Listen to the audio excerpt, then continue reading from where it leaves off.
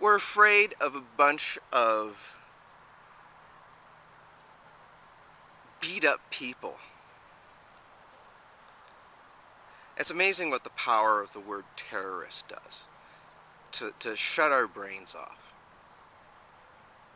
And that's why I think, continuously referring to these people as terrorists is part of the problem.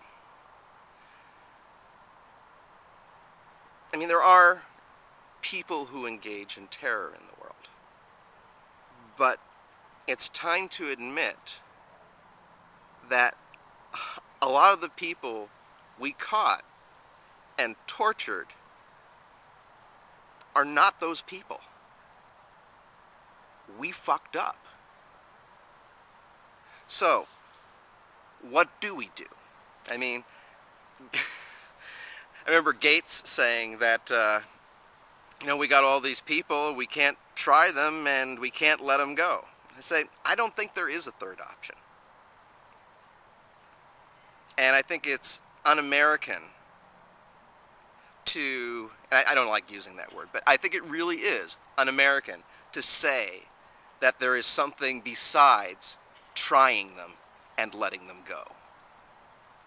So, to the extent that we believe in this system that we say everyone else in the world should adopt, we should let it run.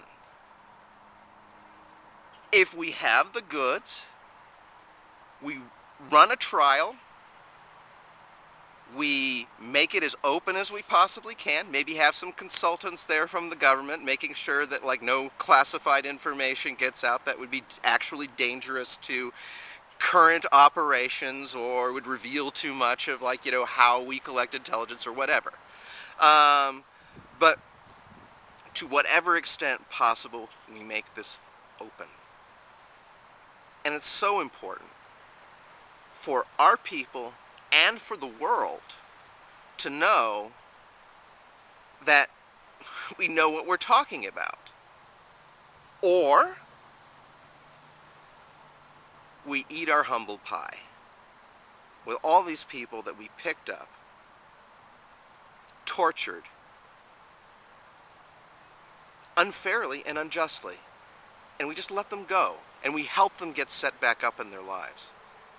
Now, I know other countries don't want to take them, and our country doesn't want to take them. I say if other countries won't take them, we have to relocate them here. We have to help them get set up in their new lives.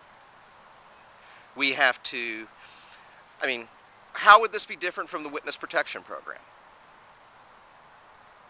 We can give someone a whole new identity. We can set them up with a new life. Now, admittedly, they may not want to stay here, but I think they should be able to go wherever they want. They want to return to wherever we yanked them away from. They want to return to their family. Fine. We should send them there. We should pay for it all the way. We should set them up in their life there. We should make some sort of reparations for the time we took away from them and for the damage, physical and psychological, that we inflicted on them, unfairly and unjustly.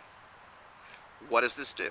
Well, admittedly, we may be releasing some terrorists. We may be releasing people who will come back, who will even use the money we give them to come back here and cause harm to Americans or attack American troops. But you know what? That's what's known as the price of a fuck-up.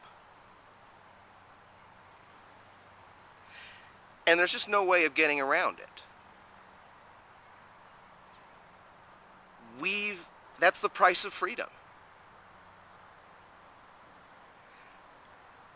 And that is an ugly consequence. And it is a real risk. But freedom is not without risk. And part of what makes accountability work, part of what makes people believe in your system, is its ability to call bullshit on itself. And if it cannot call bullshit on itself, if it clearly shows that it is unable to do this, then people will start to lose faith in it. And I think you see that happening all around the world, and even in this country. So, that's my analysis of the whole situation. And it's a complicated issue, so probably have some contrary opinions. But you know what? Use that freedom. Feel free to argue. This is Zach Elliott. Have a good day, all.